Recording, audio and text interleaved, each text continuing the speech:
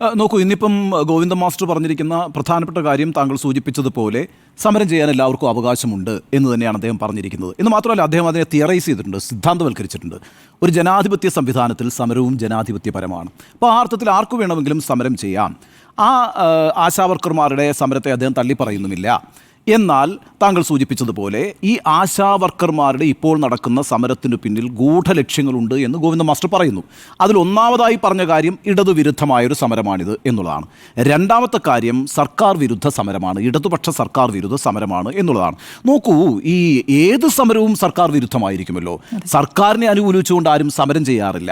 സർക്കാരിനെ അനുകൂലിച്ചുകൊണ്ട് ഒരു ഐക്യദാർഢ്യ പ്രകടനം നടത്താമെന്നതിനപ്പുറം സർക്കാരിനെതിരായിട്ടല്ലേ എല്ലാ സമരങ്ങളും ഉണ്ടാകുക. ഇപ്പോൾ UDF ഭരിക്കുന്ന സമയത്ത് LDF സമരം ചെയ്യുമ്പോൾ അത് UDF സർക്കാരിനെതിരായിട്ടുള്ള സമരമല്ലേ, അഥവാ സർക്കാരിൻ്റെ നയങ്ങൾക്കെതിരായിട്ടുള്ള സമരമല്ലേ. ഇപ്പം നമ്മുടെ സംസ്ഥാനത്ത് നടക്കുന്ന എല്ലാ സമരങ്ങളും സർക്കാർ വിരുദ്ധ സമരങ്ങളല്ല. ഇപ്പോൾ ഉദാഹരണത്തിന് ഏതെങ്കിലും ഒരു തൊഴിൽ സ്ഥാപനത്തിലൊരു സമരം നടക്കുന്നു എന്ന് വിചാരിക്കുക, അത് ആ തൊഴിൽ സ്ഥാപനത്തിലെ മാനേജ്മെൻറ്റിനെതിരായിട്ടാണ് സമരം നടത്തുന്നത്.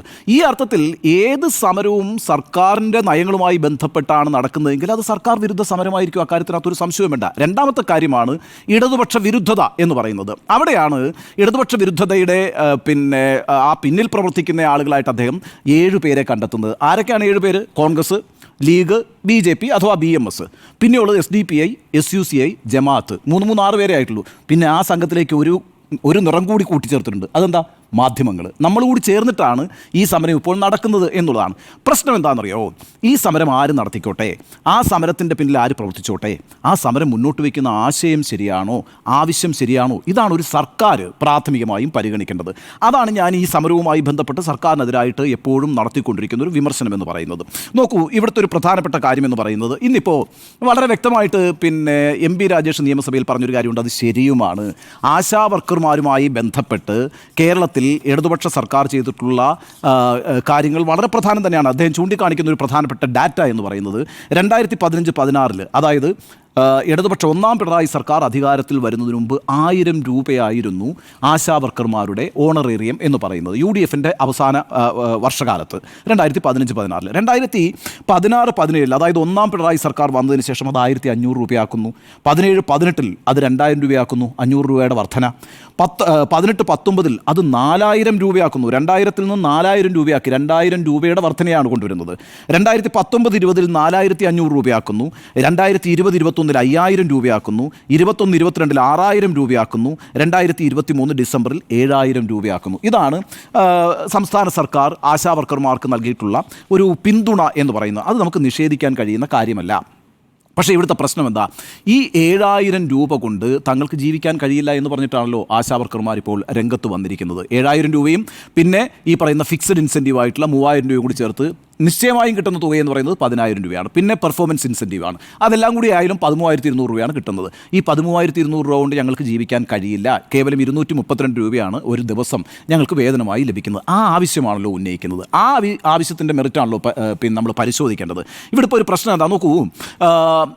ഈ നമ്മുടെ രാജ്യത്ത് 2022 ജൂണിൽ കേന്ദ്ര സർക്കാർ പുറത്തിറക്കിയിരിക്കുന്ന കണക്ക് പ്രകാരം 10 ലക്ഷം പേരാണ് ആശമാരായിട്ട് പ്രവർത്തിക്കുന്നത്. കൃത്യം കണക്ക് പറയുകയാണെങ്കിൽ 10,05,000 പേരാണ് രാജ്യത്ത് ആശാ വർക്കർമാരായിട്ടുള്ളത്. 2005 NHRM UPA സർക്കാർ ഉണ്ടാക്കുന്നതിൻ്റെ ഭാഗമായിട്ടാണ് ആശാ വർക്കർമാർ ഉണ്ടാകുന്നത്. ഇന്ന് ലോകത്ത് തന്നെ ഏറ്റവും വലിയ വോളണ്ടറി വർക്ക് ഫോഴ്സാണ് ഈ പറയുന്ന ആശാവർക്കർമാരെന്ന് പറയുന്നത്. ഇത്രയും വലിയൊരു വർക്ക് ഫോഴ്സ് ലോകത്തില്ല. ഏത് സന്നദ്ധ പ്രവർത്തകരുടെ ഒരു വർക്ക് ഫോഴ്സ് ലോകത്ത് എവിടെയില്ല. 10,05,000 പേര് ഈ പറയുന്ന സ്ത്രീകൾ ഈ ആശാവർക്കർമാരായിട്ട് ഇന്ത്യ രാജ്യത്ത് പ്രവർത്തിക്കുന്നുണ്ട്. അതിൽ 6 സംസ്ഥാനങ്ങൾ, 28 സംസ്ഥാനങ്ങളും 8 യൂണിയൻ ടെറിട്ടറീസും ഉണ്ട് നമുക്ക്. അതിനകത്ത് 6 സംസ്ഥാനങ്ങളിൽ മാത്രമാണ് കൃത്യമായി ഫിക്സഡായ ഓണറേറിയം നൽകുന്നത്. ഈ 6 സംസ്ഥാനങ്ങളിൽ 3 തെക്കേ ഇന്ത്യയാണ്. ആന്ധ്രാപ്രദേശാണ്, കേരളമാണ്, കർണാടകമാണ്. പിന്നെ ഹരിയാനയും സിക്കിമും വെസ്റ്റ് ബംഗാളുമാണ് വടക്കേ ഇന്ത്യയിൽ ഈ പറയുന്ന ഫിക്സ്ഡ് ആയിട്ടുള്ള ഓണറേറിയം നൽകുന്നത്. ബാക്കി ഒരു സംസ്ഥാനത്തും ഫിക്സ്ഡ് ഓണറേറിയം തന്നെയില്ല. നമ്മൾ പറയുന്നൊരു പ്രശ്നം എന്താണെന്ന് വെച്ചാൽ ഈ 10 ലക്ഷം ആളുകൾ കേന്ദ്ര സർക്കാരിൻ്റെ ഈ തൊഴിൽ സേനയിൽ ഉണ്ടായിരിക്കുമ്പോൾ, തൊഴിൽ സേന എന്ന് പറയുമ്പോഴത്തേക്കും അവർ വോളണ്ടിയേഴ്സാണ്, സന്നദ്ധ പ്രവർത്തകരായിട്ടാണ് അവരെ കാണുന്നത്. അവരെ എന്തുകൊണ്ട് തൊഴിലാളികളാക്കുന്നില്ല എന്നുള്ളതാണ് ചോദ്യം. അത് ഈ കണക്ക് തന്നെയാണ് അതിൻ്റെ പ്രശ്നം. ഇപ്പോൾ 2013 ഇന്ത്യൻ ലേബർ കോൺഫറൻസും 2015 നടന്ന ഇന്ത്യൻ ലേബർ കോൺഫറൻസും ഇവരെ തൊഴിലാളികളായി പരിഗണിച്ചുകൊണ്ട് അവർക്ക് വേതന വ്യവസ്ഥ നിശ്ചയിക്കണം എന്ന് പറഞ്ഞിട്ടുണ്ട്. അങ്ങനെ വേതന വ്യവസ്ഥ തൊഴിലാളികളായി പരിഗണിച്ച് ഇവരെ വേതന വ്യവസ്ഥയിലേക്ക് കൊണ്ടുവന്നാൽ എന്താ പ്രശ്നം? PF കൊടുക്കേണ്ടി വരും, ഗ്രാറ്റുവിറ്റി കൊടുക്കേണ്ടി വരും, ESI കൊടുക്കേണ്ടി വരും, അങ്ങനെയുള്ള എല്ലാ ആനുകൂല്യങ്ങളും കൊടുക്കേണ്ടി വരും. അതൊരു വലിയ വർക്ക് ഫോഴ്സാണ്. ഇതിനെ എന്താ പറയുക, അനുകമ്പാപൂർവ്വം കേന്ദ്ര സർക്കാർ കാണുന്നില്ല എന്നുള്ളതാണ് പ്രശ്നം നിൽക്കുന്നത്. അവിടെയാണ് ഏറ്റവും പ്രധാനപ്പെട്ട പ്രശ്നം. അപ്പോഴാണ് സംസ്ഥാന സർക്കാരും സംസ്ഥാന സർക്കാരിനെ നയിച്ചുകൊണ്ടിരിക്കുന്ന CPM ചോദിക്കുന്നത്, എന്തുകൊണ്ട് നിങ്ങൾ കേന്ദ്രത്തിനെതിരായിട്ട് സമരം ചെയ്യുന്നില്ല? കേന്ദ്രമല്ലേ ഈ കാര്യത്തിലൊരു തീരുമാനം എടുക്കേണ്ടത്? കാരണം കൃത്യമായി സ്റ്റേറ്റിന് കൊടുത്തിരിക്കുന്ന ഗൈഡ് ലൈനിൽ ഇവരുടെ പേര് വോളണ്ടിയർ എന്നുള്ളത് മാറ്റാൻ പാടില്ല എന്ന് കർശനമായ നിർദ്ദേശം നൽകിയിട്ടുണ്ട്. അതേസമയം ഓർഡറൊക്കെ മാറ്റാം. അതേപോലെ സംസ്ഥാന സർക്കാരിന് മറ്റെന്തെങ്കിലും കൂടുതൽ ഗൈഡ് ലൈൻസ് കൊടുക്കണമെങ്കിൽ കൊടുക്കാം, എന്തെങ്കിലും വെട്ടി ചുരുക്കണമെങ്കിൽ ചുരുക്കാം, എന്തെങ്കിലും കൂടുതൽ ഇൻസെൻറ്റീവ് കൊടുക്കണമെങ്കിൽ കൊടുക്കാം. ഇപ്പോൾ നമ്മൾ ഓരോ ആശാവർക്കർമാർക്കും 200 രൂപ വീതം മൊബൈൽ റീചാർജ് ചെയ്യാൻ വേണ്ടി കൊടുക്കുന്നുണ്ട്. എന്തുകൊണ്ടാണത്? നമ്മൾ ഡിജിറ്റൈസ് ചെയ്തു. ഈ പറയുന്ന നേരത്തെ പോയിട്ട് എല്ലാ വീടുകളിലും പേപ്പറിൽ എഴുതിക്കൊണ്ടിരിക്കുന്ന ഒരു പരിപാടിയായിരുന്നു ഇവർക്കുള്ളത്. അത് ഡിജിറ്റൈസ് ചെയ്തു. പ്രശ്നം എന്താണെന്ന് വെച്ചാൽ ഈ 200 രൂപ കൊണ്ടിട്ട് എത്ര GB കിട്ടും നമുക്ക്? അപ്പോൾ ഈ ആളുകളുടെ ഇതിലൊക്കെ സ്മാർട്ട് ഫോണുള്ള ആളുകളാണോ? അത് കൂടുതൽ തലവേദന ഉണ്ടാക്കിയിരിക്കുന്നത്. ഇതൊക്കെ അവർ ഉന്നയിക്കുന്ന പ്രശ്നങ്ങളാണ്. അപ്പോൾ നമ്മളൊന്ന് ആലോചിക്കേണ്ടത്, ഈ പറയുന്ന ഈ രാജ്യത്തെ 10 ലക്ഷത്തോളം വരുന്ന ആശാവർക്കർമാർ ഇനിയും ഒരു കളക്റ്റീവ് ഫോഴ്സായിട്ട് മാറിയിട്ടില്ല. അതൊരു വളരെ പ്രധാനപ്പെട്ട കാര്യമാണ്. അവർക്കൊരു ദേശീയ ട്രേഡ് യൂണിയൻ ഉണ്ടായിട്ടില്ല. അങ്ങനെ ഒരു ദേശീയ ട്രേഡ് യൂണിയൻ ഉണ്ടാകുമ്പോൾ മാത്രമാണ് ഒരു ദേശീയ തലത്തിൽ പോയിട്ട് സമരം ചെയ്യാൻ കഴിയുക. ചെറിയ സമരങ്ങൾ മറ്റ് സംസ്ഥാനങ്ങളിൽ നടക്കുന്നുണ്ട് കേട്ടോ. ഉത്തർപ്രദേശിൽ സമരം നടന്നു, ബീഹാറിൽ സമരം നടന്നു, മഹാരാഷ്ട്രയിൽ സമരം നടന്നു. ഇങ്ങനെയുള്ള സംസ്ഥാനങ്ങളിലൊക്കെ സമരങ്ങൾ നടക്കുന്നുണ്ട്. പക്ഷേ അവിടെയൊക്കെ നടക്കുന്ന സമരങ്ങൾ എന്താണ്? ഓണറേറിയം വർദ്ധിപ്പിക്കണം എന്ന് പറഞ്ഞിട്ടുള്ള സമരമാണ് നടക്കുന്നത്. ആ സമരങ്ങളിലൂടെ അവർ പല ഘട്ടങ്ങളിലായിട്ട് വിവിധ സംസ്ഥാനങ്ങളിൽ ഓണറേറിയം ഉയർത്തിയിട്ടുമുണ്ട്. അത് അപ്പോഴും കേരളത്തിൻ്റെ അത്ര എത്തിയിട്ടില്ല. കേരളം വേറൊരു ഒരു പ്രത്യേകതരം ജീവിതം ജീവിക്കുന്ന സമൂഹമാണെന്നേ. അവിടെയാണ് അതിൻ്റെ പ്രശ്നം എന്ന് പറയുന്നത്. ഇപ്പം ഞാനൊരു കാര്യം പറഞ്ഞുതരാം. വീണ ജോർജ് പറഞ്ഞൊരു കാര്യമുണ്ട്. 7000 രൂപയാണ് സംസ്ഥാന സർക്കാർ ഓണറേറിയം കൊടുക്കുന്നത്. അവിടെ കേന്ദ്രത്തിന് ഒരു റോളുമില്ലല്ലോ, ഒരു സംശയവും വേണ്ട. ആ 7000 രൂപ എന്ന് പറയുന്നത് സംസ്ഥാന സർക്കാർ കൊടുക്കുന്നതാണ്. അതുപോലെ തന്നെ ഈ പറയുന്ന ഫിക്സ്ഡ് ഇൻസെൻറ്റീവിൽ 1200 രൂപ കൂടി സംസ്ഥാനം കൊടുക്കുന്നുണ്ട്. 60-40 ആണ്, 3000 ഫിക്സ്ഡ് ഇൻസെൻറ്റീവ്, 1800 രൂപയാണ് കേന്ദ്രം തരുന്നത്. അപ്പോൾ മൊത്തം പൈസ 10000 രൂപ എന്ന് പറയുന്ന കൃത്യമായി കിട്ടുന്ന ശമ്പളത്തിൽ 8200 രൂപ സംസ്ഥാന സർക്കാരാണ് കൊടുക്കുന്നത്. വളരെ ശരിയാണ്, അതൊരു നല്ല മുൻകൈമാണ്. അതുകൊണ്ടാണ് ഞാൻ നേരത്തെ ഈ കണക്കുകളൊക്കെ സൂചിപ്പിച്ച ഇടതുപക്ഷ സർക്കാർ തന്നെയാണ് ഓരോ വർഷവും ഇവരുടെ ഓണറേറിയം വർദ്ധിപ്പിച്ച് 7000 എത്തിച്ചിട്ടുള്ളത്. പ്രശ്നം എന്താണെന്ന് വെച്ചാൽ, കഴിഞ്ഞ നിയമസഭാ തെരഞ്ഞെടുപ്പിൽ നമ്മുടെ ഇടതുപക്ഷ മുന്നണി ഇറക്കിയിരിക്കുന്ന പ്രകടന പത്രികയിൽ അവർ കൃത്യമായി പറയുന്നുണ്ട് മിനിമം വേതനം 700 രൂപയാക്കുമെന്ന്. ഞാൻ പറയുന്നത് ഇത് ഒരു തെറ്റിദ്ധരിപ്പിക്കുന്ന പ്രശ്നമുണ്ട് ഇതിനകത്ത്. നിരന്തരം പറഞ്ഞുകൊണ്ടിരിക്കുന്നത് ഇവരുടെ ഓണറേറിയം 700 രൂപയായി വർദ്ധിപ്പിക്കും എന്ന് വാഗ്ദാനം ചെയ്തു എന്ന നിലയ്ക്കാണ് ആ പ്രചരണം നടക്കുന്നതാണ്. അങ്ങനെയല്ല. ഇവരുടെ ഓണറേറിയം 700 രൂപയായിട്ട് വർദ്ധിപ്പിക്കുമെന്ന് LDF പറഞ്ഞിട്ടില്ല. അത് ശരി തന്നെയാണ്. പക്ഷേ മിനിമം വേതനം, അതായത് തൊഴിലാളികളായി കേരളത്തിൽ നിശ്ചയിക്കപ്പെട്ടിട്ടുള്ള ഏതൊരാളുടെയും മിനിമം വേതനം 700 രൂപയാക്കും എന്ന് പറയുമ്പോൾ LDFൻ്റെ ബോധ്യം എന്താണ്? ഈ സംസ്ഥാനത്ത് ഒരാൾക്ക് ജീവിച്ചു പോകാൻ ഒരു ദിവസം കുറഞ്ഞത് മിനിമം വേതനം 700 രൂപയാണ് എന്നുള്ള കാര്യത്തിൽ തർക്കമില്ലല്ലോ LDFന്.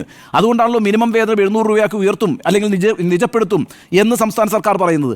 ഈ ആശമാർ പറയുന്നത് എന്താണ്? ഇവിടെ ആശാ വർക്കറായിട്ട് ജോലി ചെയ്താലും മറ്റേതു മേഖലയിൽ ജോലി ചെയ്താലും, അത് അസംഘടിത മേഖലയിലായാലും സംഘടിത മേഖലയിലായാലും അല്ലെങ്കിൽ ഒരു തൊഴിലുറപ്പുകാരനായിട്ടായാലും ഒക്കെ നിങ്ങൾ പറയുന്നൊരു കാര്യം എന്താണ്? സംസ്ഥാന സർക്കാരിനും LDFനും ബോധ്യപ്പെട്ടിട്ടുള്ള കാര്യം എന്താണ്? ഒരാൾക്ക് കേരളത്തിൽ ഒരു ദിവസം ജീവിക്കാൻ ചുരുങ്ങിയത് 700 രൂപ വേണം എന്നുള്ളതാണല്ലോ. ആ 700 രൂപ ഈ ഓണറേറിയത്തിൽ കൂട്ടണം എന്നാണ് അവർ ആവശ്യപ്പെടുന്നത്. അങ്ങനെ വരുമ്പോൾ 21000 രൂപ അവർക്കൊരു മാസം കിട്ടും. ഞാൻ പറയുന്നൊരു കാര്യം വെച്ചാൽ, മിനിഞ്ഞാന്ന് നടന്ന ഈ യോഗത്തിൽ KP റോസം അവസാനം ചോദിച്ചതായിട്ട് പറയുന്നുണ്ടല്ലോ, നിങ്ങൾ എത്ര രൂപ തരാൻ ആലോചിക്കുന്നുണ്ട്? ഈ 21000 രൂപ എന്ന് അവർ ഡിമാൻഡ് ചെയ്യുമ്പോൾ പോലും അത് കിട്ടും എന്ന് അവർ പ്രതീക്ഷിക്കുന്നില്ലെന്നേ.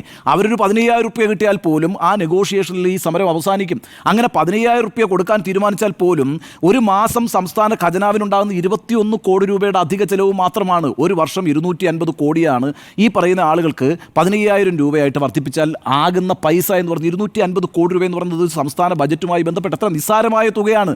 അതെന്തുകൊണ്ടാണ് ഇവർ അംഗീകരിക്കാത്തത്? അത് ചെയ്യാത്തത് എന്തുകൊണ്ടാണെന്ന് വെച്ചാൽ അതിൻ്റെ കാര്യമാണ് ഈ പറഞ്ഞ MV ഗോവിന്ദൻ മാസ്റ്റർ ഇന്ന് പറഞ്ഞിരിക്കുന്നത്. ഇതിൻ്റെ രാഷ്ട്രീയ ലക്ഷ്യം എന്ന് പറയുന്നത് മറ്റൊന്നാണ്. അത് ഇടതു വിരുദ്ധതയാണ്, അത് LDF സർക്കാർ വിരുദ്ധതയാണ്. ഈ പ്രശ്നത്തെ രാഷ്ട്രീയമായി മാത്രം കണ്ടാൽ പോരാ. അതാണ് ഞാൻ പറയുന്നത്.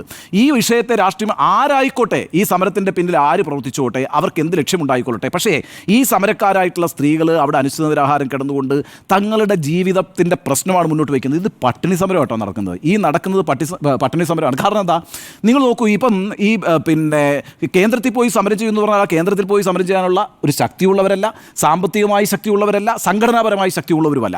പിന്നെ അവർക്ക് ആവശ്യപ്പെടാൻ കഴിയുന്നത് കേരളത്തിലെ സംസ്ഥാന സർക്കാർ ഞങ്ങൾക്ക് ജീവിക്കാൻ ആവശ്യമായ മാന്യമായൊരു തുക തരണം എന്ന് മാത്രമാണ്. അതിൻ്റെ മേലിലാണ് ഈ സമരം നടന്നുകൊണ്ടിരിക്കുന്നത്.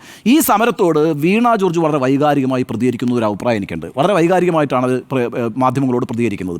യഥാർത്ഥത്തിൽ ഇന്നിപ്പോൾ വീണ ജോർജ് പറയുന്നൊരു കാര്യമുണ്ട്, സംസ്ഥാനത്തെ ആരോഗ്യമന്ത്രിയെ ക്രൂശിക്കാൻ വേണ്ടിയിട്ടാണ് മാധ്യമങ്ങൾ ശ്രമിക്കുന്നത്. ആരോഗ്യമന്ത്രിയെ ക്രൂശിക്കാൻ വേണ്ടിയിട്ടുള്ളൊരു സമീപനം മാധ്യമങ്ങൾ എടുത്തായിട്ട് ഞാൻ മനസ്സിലാക്കുന്നില്ല. എന്ന് മാത്രമല്ല, ഇത് വീണ ജോർജിനെതിരായിട്ടുള്ള സമരമല്ലെന്നേ. അങ്ങനെ വീണ ജോർജ് മനസ്സിലാക്കേണ്ടത്, ഇത് വ്യക്തിപരമായിട്ടല്ല മനസ്സിലാക്കേണ്ടത്. കാരണം എന്ന് വെച്ചാൽ ആരോഗ്യമന്ത്രിയാണ് വീണ ജോർജ്. സ്വാഭാവികമായിട്ടും ആശാ വർക്കർമാരെ അസോസിയേറ്റ് ചെയ്തിരിക്കുന്ന വകുപ്പ് എന്ന് പറയുന്നത് ആരോഗ്യ വകുപ്പാണ്. അപ്പോൾ ആ മന്ത്രി, ആ വകുപ്പിൻ്റെ മന്ത്രി എന്നതിലേക്ക് അവർക്കൊരു ഉത്തരവാദിത്തമുണ്ട്. പക്ഷേ അവരൊരു മുന്നണി സർക്കാരിൻ്റെ ഭാഗമാണ്, ഒരു ക്യാബിനറ്റിൻ്റെ ഭാഗമാണ്. ഒരു മന്ത്രി ഒറ്റയ്ക്ക് ഒരു തീരുമാനം എടുക്കാറില്ല. അതൊരു ക്യാബിനറ്റ് കൂടിയിട്ടാണ് പൊതു തീരുമാനങ്ങൾ എടുക്കുന്നത്. ആ അർത്ഥത്തിൽ ആ ക്യാബിനറ്റിനെ നയിച്ചുകൊണ്ടിരിക്കുന്നത് ഒരു മുന്നണിയാണ്. ആ മുന്നണിക്കൊരു രാഷ്ട്രീയ തീരുമാനം ഉണ്ടാകും. ആ രാഷ്ട്രീയ തീരുമാനമാണ് സർക്കാർ നടപ്പാക്കുന്നത്. അപ്പോൾ അതിൻ്റെ ഭാഗമായി നിന്നുകൊണ്ടാണ് ആരോഗ്യമന്ത്രി പ്രവർത്തിച്ചുകൊണ്ടിരിക്കുന്നത്. അതുകൊണ്ട് ഇത് ആരോഗ്യമന്ത്രിക്കെതിരായിട്ടുള്ള സമരമായിട്ട് വ്യക്തിപരമായിട്ട് നിന്നെ കാണേണ്ട കാര്യമില്ല. തന്നെ ക്രൂശിക്കാൻ ശ്രമിക്കുന്നു, മാധ്യമങ്ങൾ തനിക്കെതിരായിട്ട് കുപ്രചരണം നടത്തുന്നു എന്നൊക്കെ വീണ ജോർജ് ഇങ്ങനെ ആവർത്തിച്ച് പറയേണ്ട കാര്യമേ ഇല്ല. കാരണം വീണ ജോർജ് എന്ന് പറയുന്നത് ആരോഗ്യമന്ത്രിയാണ്. ആരോഗ്യമന്ത്രി സംസ്ഥാന സർക്കാരിൻ്റെ ഒരു റെപ്രസെൻറ്റേറ്റീവ് മാത്രമാണ്. മാത്രമല്ല ആരോഗ്യമന്ത്രി അല്ലല്ലോ ഈ പറയുന്ന ഓണറേറിയം തീരുമാനിക്കുന്നത്. ആരോഗ്യമന്ത്രിക്ക് ഒറ്റയ്ക്ക് തീരുമാനിക്കാൻ പറ്റുന്ന ഒരു കാര്യവുമില്ല. അത് ധനവകുപ്പിൻ്റെ ഉത്തരവാദിത്തമാണ്. എത്ര പൈസ ആരോഗ്യവകുപ്പിന് അലോക്കേറ്റ് ചെയ്യണം, ആ അലോക്കേറ്റ് ചെയ്യുന്നത് എത്ര തുക ആർക്കൊക്കെ കൊടുക്കണം എന്നൊക്കെ തീരുമാനിക്കുന്നത് ധനവകുപ്പല്ലേ. ആ ധനവകുപ്പ് തീരുമാനിക്കുന്നത് എങ്ങനെയാണ്? ഒരു മൊത്തം മന്ത്രിസഭയിരുന്ന് കൂടി ആലോചിച്ചിട്ടാണ് തീരുമാനിക്കുന്നത്. അപ്പം ഈ വിഷയത്തെ വ്യക്തിപരമായി കാണേണ്ട കാര്യം വീണ ജോർജിന് ഇല്ല. അതുകൊണ്ട് മാധ്യമങ്ങൾ കുപ്രചരണം നടത്തുന്നു എന്ന് വീണ ജോർജ് ആവർത്തിച്ച് പറയേണ്ടതുമില്ല. ഇവിടുത്തെ പ്രശ്നം എന്ന് പറയുന്നത് സംസ്ഥാന സർക്കാരിൻ്റെ ഒരു രാഷ്ട്രീയ നിലപാടാണ്. ആ രാഷ്ട്രീയ നിലപാട് തീരുമാനിച്ചിരിക്കുന്നത് ആ സർക്കാരിന് നേതൃത്വം കൊടുത്തുകൊണ്ടിരിക്കുന്ന CPM എന്ന പാർട്ടിയാണ്. ആ CPM എന്ന പാർട്ടി SUCIക്കെതിരാണ്. SUCIയെ വലിയ ശത്രുവായിട്ട് അവർ കാണുന്നു. SUCI അതിൻ്റെ പിന്നിൽ നിൽക്കുന്നത് കൊണ്ട് ഈ സമരത്തോട് ഒരു അനുകൂലമായ സമീപനവും എടുക്കണ്ട എന്ന് CPM തീരുമാനിച്ചിരിക്കുന്നു. CPMൻ്റെ ആ തീരുമാനമാണ് സംസ്ഥാന സർക്കാർ നടപ്പാക്കിക്കൊണ്ടിരിക്കുന്നത്. പക്ഷേ പ്രശ്നം എന്താണെന്ന് വെച്ചാൽ ഈ പാവപ്പെട്ട സ്ത്രീകൾ 500 രൂപയ്ക്ക് വേണ്ടി ഒരു ദിവസം 500 രൂപയെങ്കിലും കിട്ടാൻ വേണ്ടിയിട്ടാണ് അവിടെ സമരം ചെയ്യുന്നത്. ആ സമരത്തിൻ്റെ ആവശ്യം ജെന്യൂനാണ്. ആ ജെന്യൂനായ ആവശ്യത്തിൻ്റെ മേലിലാണ് നിലപാടെടുക്കേണ്ടത്. അവിടെ ഒരു രാഷ്ട്രീയം കണ്ടുകൊണ്ട് എന്താ പറയുക, വളരെ വൈരാഗ്യത്തോടു കൂടി ഒരു നിലപാടെടുക്കാൻ ഒരു സംസ്ഥാന സർക്കാരിന് അവകാശമില്ല. ജനങ്ങളുടെ സമരങ്ങൾക്ക് മുന്നിൽ രാഷ്ട്രീയം കാണാതെ വൈരാഗ്യമില്ലാതെ അവരുടെ ശരിയായ ആവശ്യങ്ങളാണെന്ന് സർക്കാരിന് ബോധ്യപ്പെടുന്ന പക്ഷം ആ ആവശ്യങ്ങൾ പരിഹരിച്ചു കൊടുക്കുക എന്നുള്ളതാണ് ഉത്തരവാദിത്വ ബോധമുള്ള കമ്മിറ്റഡ് ആയ ഒരു സർക്കാർ ചെയ്യേണ്ടത്. ഇവിടെ ആ കാര്യത്തിനകത്ത് CPMന് വീഴ്ച പറ്റുന്നുണ്ട്. ആ CPMൻ്റെ വീഴ്ച LDF സർക്കാരിൻ്റെ വീഴ്ചയായി മാറുന്നുണ്ട്. അത് പൊതുജനങ്ങൾക്കിടയിൽ സർക്കാരിനെതിരായിട്ടുള്ള വിരുദ്ധ അഭിപ്രായം ഉണ്ടാക്കുന്നുണ്ട്. ഒരർത്ഥത്തിൽ സർക്കാരും സർക്കാരിന് നേതൃത്വം കൊടുക്കുന്ന മുന്നണിയും കാണിക്കുന്ന ഈ കടുംപിടുത്തം യഥാർത്ഥത്തിൽ ഇവർ ആരോപിക്കുന്ന ഈ ഗൂഢലക്ഷ്യത്തോടുകൂടി ഇതിന് പിന്നിൽ പ്രവർത്തിക്കുന്നവരെന്ന് പറയുന്ന ആളുകളുടെ ലക്ഷ്യത്തെ സാധൂകരിച്ചു കൊടുക്കുകയാണ് ചെയ്തത്. അവർ ആ ലക്ഷ്യത്തിലേക്ക് എത്തിക്കൊണ്ടിരിക്കുകയാണ് ചെയ്യുന്നത്. എന്താണ് MV ഗോവിന്ദ മാസ്റ്റർ പറഞ്ഞ ഇടതുവിരുദ്ധതയും സർക്കാർ വിരുദ്ധതയുമാണല്ലോ. ആ സർക്കാർ വിരുദ്ധതയും ഇടതുവിരുദ്ധതയും ജനങ്ങൾക്കിടയിൽ ഉണ്ടാക്കാനായിട്ട് ഈ സമരത്തിന് സാധിച്ചുകൊണ്ടിരിക്കുകയാണെന്നേ.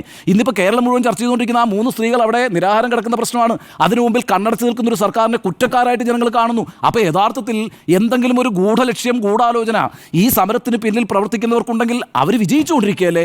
ആ വിജയിച്ചുകൊണ്ടിരിക്കുന്ന ഒരു സാഹചര്യം ഉണ്ടാകുന്നത് ഒരു സർക്കാരിനെ സംബന്ധിച്ചിടത്തോളം അഭികാമ്യമല്ല. അതുകൊണ്ട് രാഷ്ട്രീയമായ പകപോക്കലിന് നിൽക്കാതെ ഇതൊരു ജെന്യൂനായ ആവശ്യമാണെന്ന് മനസ്സിലാക്കിക്കൊണ്ട് ആ ആവശ്യത്തിന് അനുകൂലമായ ഒരു സമീപനം ആ ആവശ്യത്തോട് എടുക്കുക, അങ്ങനെ ഈ പ്രശ്നം പരിഹരിക്കുക, അതിനുള്ള മുൻകൈയാണ് സർക്കാരിൻ്റെ ഭാഗത്തുനിന്ന് ഉണ്ടാകേണ്ടത്. അൺഫോർച്ചുനേറ്റ്ലി, ദൗർഭാഗ്യകരമെന്ന് പറയട്ടെ, ഇവിടെ കടുംപിടുത്തം പിടിച്ചുകൊണ്ടിരിക്കുന്നത് സംസ്ഥാന സർക്കാരാണ്, സമരക്കാരല്ല എന്നാണ് എൻ്റെ നിലപാട്.